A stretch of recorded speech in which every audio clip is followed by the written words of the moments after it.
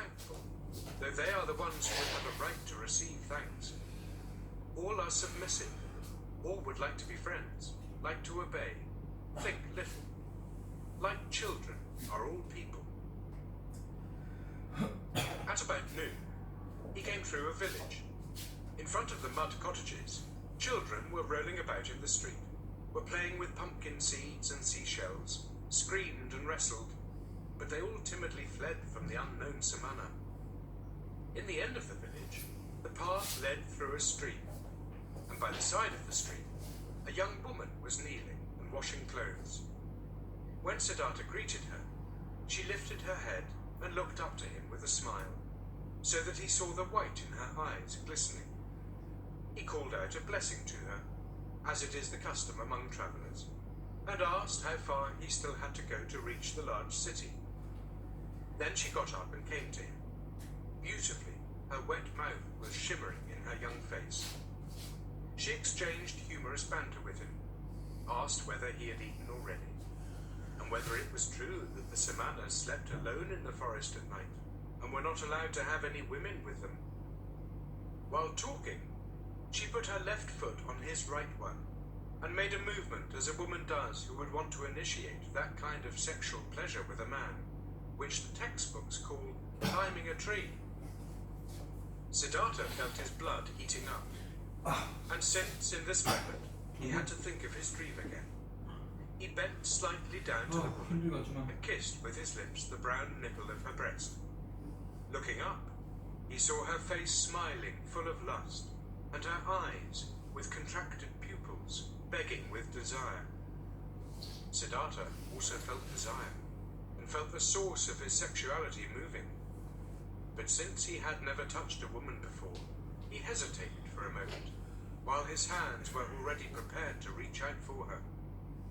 And in this moment, he heard, shuddering with awe, the voice of his innermost self, and this voice said no. Then, all charms disappeared from the young woman's smiling face. He no longer saw anything else but the damp glance of a female animal in heat.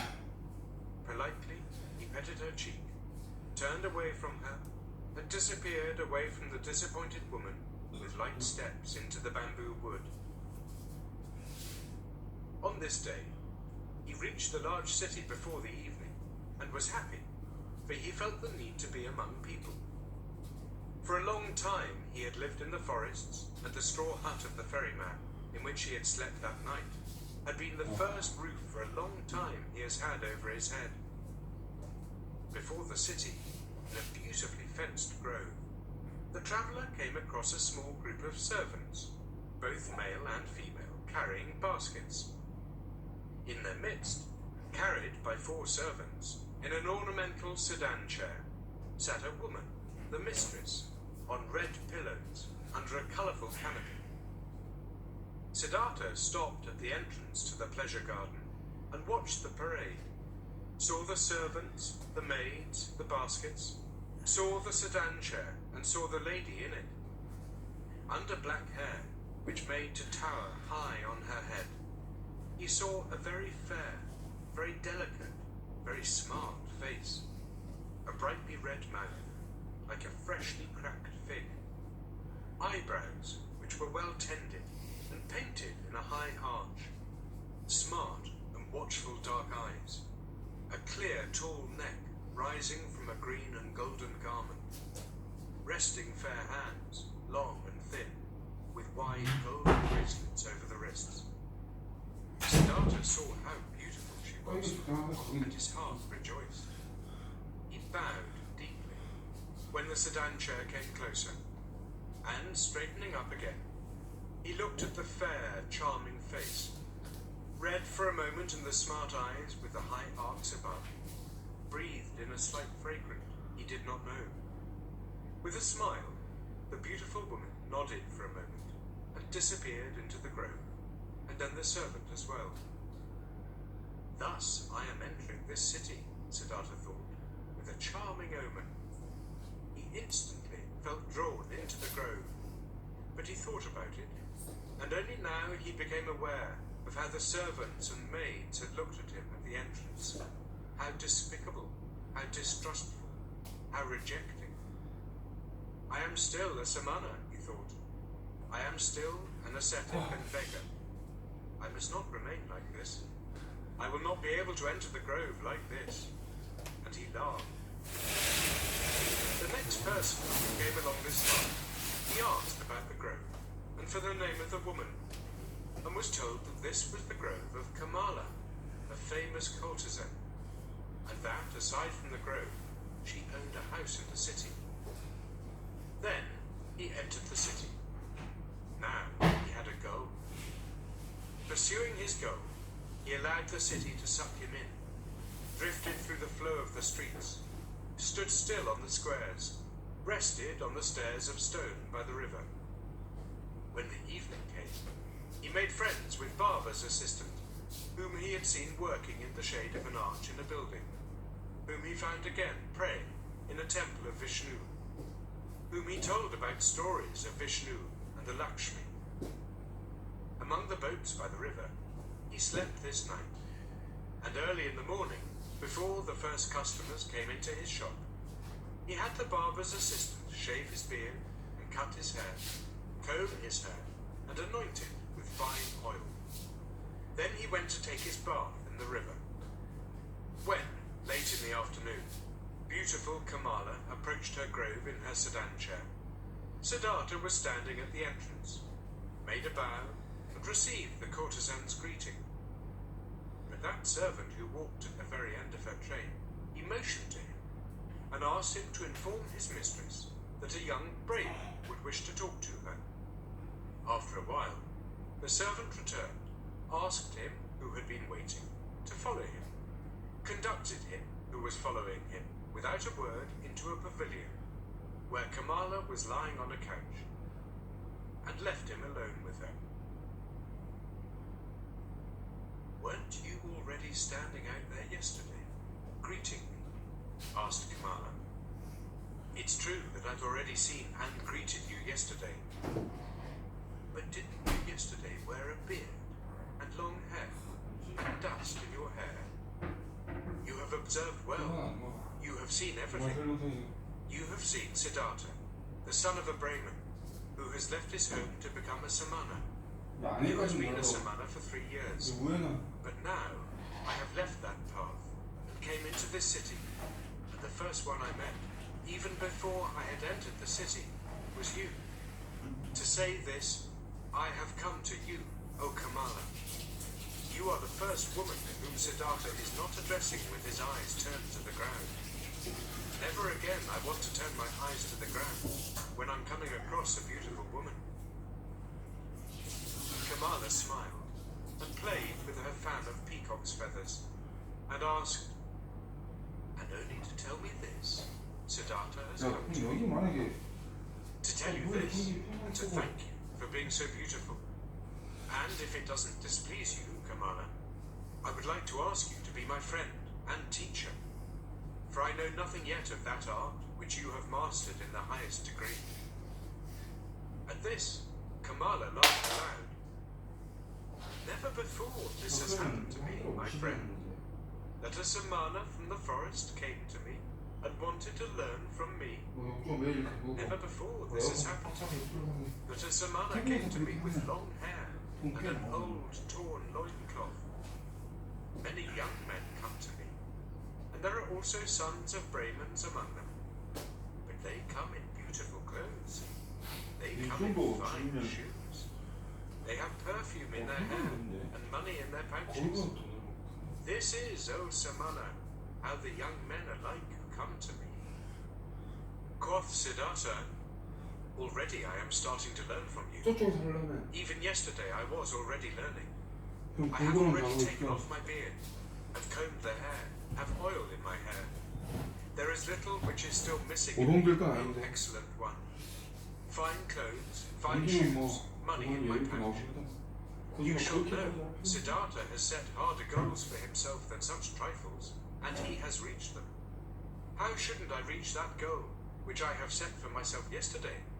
To be your friend, and to learn the joys of love from you. You'll see that I'll learn quickly, Kamala. I have already learned harder things than what you're supposed to teach me. And now let's get to it. You aren't satisfied with Siddhartha as he is, with oil in his hair, but without clothes, without shoes, without money. Laughing, Kamala exclaimed, "No, my dear, he doesn't satisfy me yet. Clothes are what he must have. Pretty clothes, and shoes, pretty shoes, and lots of money in his pouch, and gifts for Kamala. Do you know it now, Samana from the forest? Did you mark my words?" "Yes, I have marked your words," Siddhartha exclaimed. "How should I not mark words which are coming from such a mouth?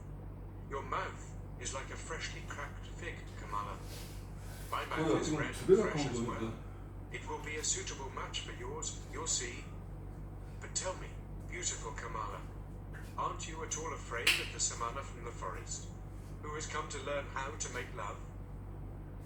"Whatever for should I be afraid of a Samana? A stupid Samana from the forest, who is coming from the jackals, and doesn't even know yet what women are? Oh, he's strong, the Samana, and he isn't afraid of anything. He could force you, beautiful girl. He could kidnap you. He could hurt you." "No, Samana, I am not afraid of this. Did any Samana or Brahman ever fear someone might come and grab him and steal his learning, and his religious devotion, and his depth of thought? No, for they are his very own, and he would only give away from those whatever he is willing to give, and to whomever he is willing to give. Like this it is, precisely like this it is also with Kamala, and with the pleasures of love. Beautiful and red is Kamala's mouth, but just try to kiss it against Kamala's will, and you will not obtain a single drop of sweetness from it, which knows how to give so many sweet things. You are learning easily, Siddhartha. Thus, you should also learn this.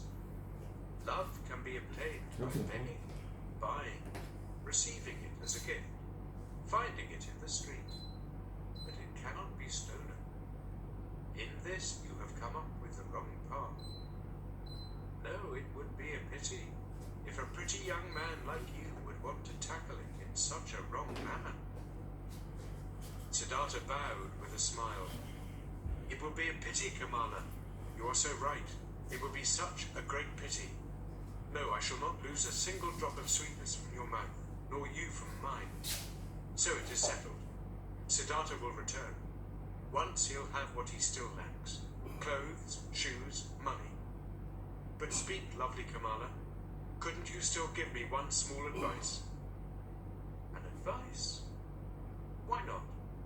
Who wouldn't like to give an advice to a poor, ignorant Samana, who is coming from the jackals of the forest? Dear Kamala, thus advise me where I should go to, that I'll find these 3 things most quickly." "Friend, many would like to know this. You must do what you've learned, and ask for money, clothes, and shoes in return. There is no other way for a poor man to obtain money. What might you be able to do?" "I can think, I can wait, I can fast. Nothing else?" "Nothing. But yes, I can also write poetry. Would you like to give me a kiss for a poem?" "I would like to, if I'll like your poem. What would be its title?" Siddhartha spoke, after he had thought about it for a moment, these verses. "Into her shady grove stepped the pretty Kamala. At the grove's entrance stood the brown Samana. Deeply seeing the lotus's blossom, bowed that man, and smiling Kamala thanked. More lovely, thought the young man, than offerings for gods. More lovely is offering to pretty Kamala." Kamala loudly clapped her hands, so that the golden bracelets clanged. "Beautiful are your verses, O brown Samana, and really, I'm losing nothing when I'm giving you a kiss for them." She beckoned him with her eyes. He tilted his head, so that his face touched hers, and placed his mouth on that mouth which was like a freshly cracked fig. For a long time, Kamala kissed him, and with a deep astonishment, Siddhartha felt how she taught him, how wise she was, how she controlled him, rejected him, lured him, and how after this first one, there was to be a long, a well-ordered, well-tested sequence of kisses, every one different from the others. He was still to proceed. Breathing deeply, he remained standing where he was, and was, in this moment, astonished, like a child, about the cornucopia of knowledge and things worth learning, which revealed itself before his eyes. "Very beautiful are your verses," exclaimed Kamala. "If I was rich, I would give you pieces of gold for them. But it will be difficult for you to earn thus much money with verses as you need, for you need a lot of money if you want to be Kamala's friend." "The way you're able to kiss Kamala," stammered Siddhartha. "Yes, this I am able to do. Therefore I do not lack clothes, shoes, bracelets, and all beautiful things. But what will become of you? Aren't you able to do anything else but thinking, fasting, making poetry?" "I also know the sacrificial songs," said Siddhartha, "but I do not want to sing them anymore. I also know magic spells, but I do not want to speak them anymore. I have read the scriptures." "Stop," Kamala interrupted him. "You're able to read and write." "Certainly I can do this. Many people can do this."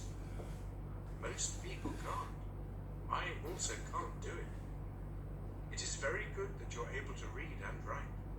Very good. You also still find use for the magic spells." In this moment, a maid came running in and whispered a message into her mistress's ear. "There's a visitor for me," exclaimed Kamala. "Hurry and get yourself away, Siddhartha.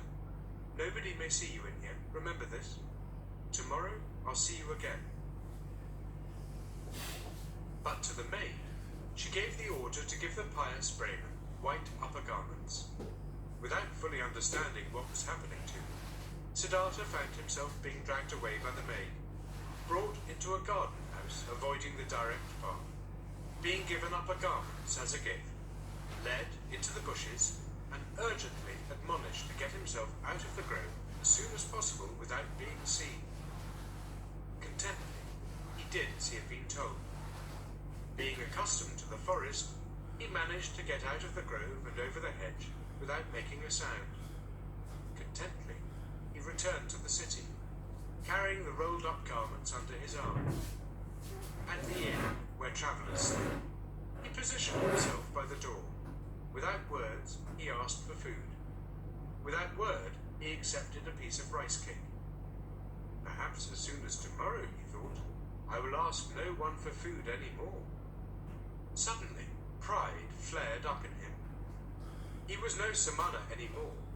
It was no longer becoming to him to beg. He gave the rice cake to a dog and remained without food. Simple is the life which people lead in this world here, thought Siddhartha. It presents no difficulties. Everything was difficult, toilsome, ultimately hopeless when I was still a samana. Now, everything is easy. Easy like that lessons in kissing, which Kamala is giving me. I need clothes and money, nothing else. These are small, near goals. They won't make a person lose any sleep. He had already discovered Kamala's house in the city long before. There he turned up the following day. Things are working out well, she called out to him. They are expecting you at Kamaswami's. He is the richest merchant of the city. If he'll like you, he'll accept you into his service. Be smart, brown samana. I had others tell him about you. Be polite towards him. He is very powerful, but don't be too modest. I do not want you to become his servant. You shall become his equal, or else I won't be satisfied with you. Kamaswami is starting to get old and lazy. If he'll like you, he'll entrust you with a lot. Siddhartha thanked her and laughed, and when she found out that he had not eaten anything yesterday and today, she sent for bread and fruits and treated him to it. "You've been lucky," she said when they parted. "I'm opening one door after another for you. How come? Do you have a spell?" Siddhartha said, "Yesterday I told you I knew how to think, to wait, and to fast, but you thought this was of no use. But it is useful for many things, Kamala. You'll see. You'll see that the stupid samanas are learning and are able to do many pretty things in the forest, which the likes of you aren't capable of. The day before yesterday, I was still a shaggy beggar. As soon as yesterday, I have kissed Kamala, and soon I'll be a merchant and have money, and all those things you insist upon." "Well, yes," she admitted, "but where would you be without me? What would you be if Kamala wasn't helping you?" "Dear Kamala," said Siddhartha, and straightened up to his full height. "When I came to you, into your grave, I did the first step. It was my resolution to learn love from this most beautiful woman. From that moment on, when I had made this resolution, I also knew that I would carry it out. I knew that you would help me. At your first glance at the entrance of the grove, I already knew it.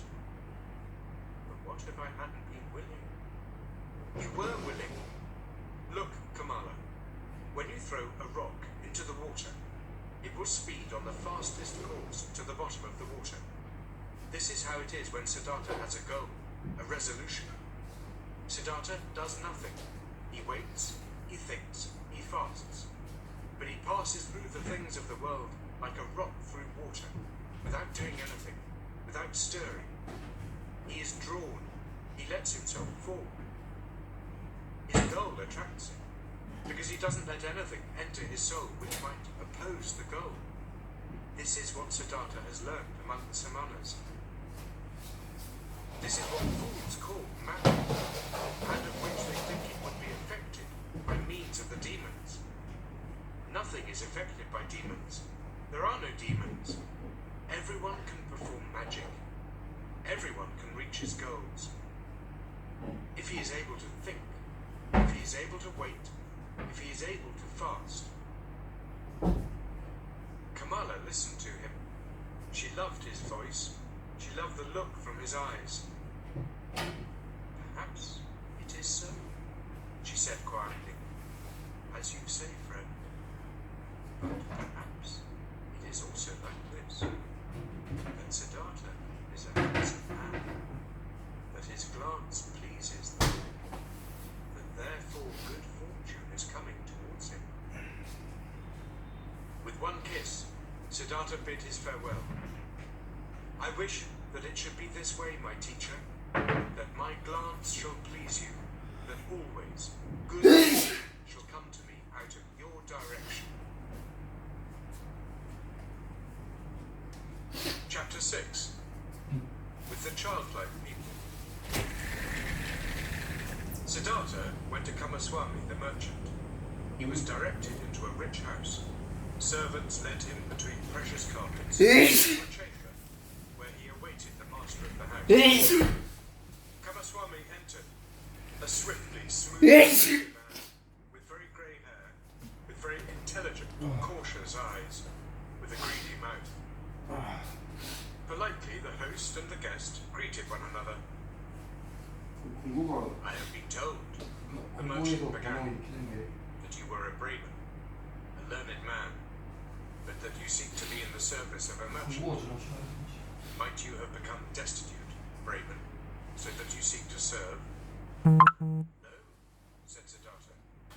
"I have not become destitute, and have never been destitute. You should know that I'm coming from the samanas, with whom I have lived for a long time." "If you're coming from the samanas, how could you be anything but destitute? Aren't the samanas entirely without possessions?" "I am without possessions," said Siddhartha, "if this is what you mean. Surely I am without possessions, but I am so voluntarily, and therefore I am not destitute." "But what are you planning to live on, being without possessions. I haven't thought of this yet, sir.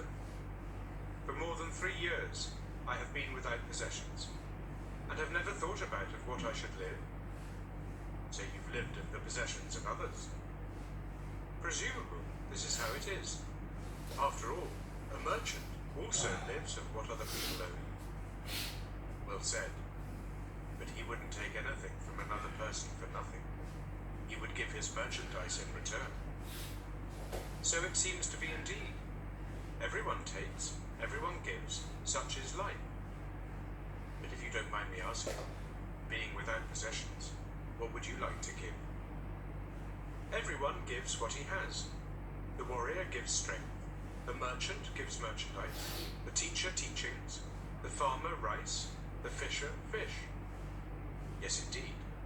And what is it now, what you've got to give? What is it that you've learned, what you're able to do? I can think, I can wait, I can fast. That's everything. I believe that's everything. And what's the use of that? For example, the fasting. What is it good for? It is very good, sir. When a person has nothing to eat, fasting is the smartest thing he could do. When, for example, Siddhartha hadn't learned to fast, he would have to accept any kind of service before this day is up, whether it may be with you or wherever, because hunger would force him to do so. Like this, Siddhartha can wait calmly. He knows no impatience.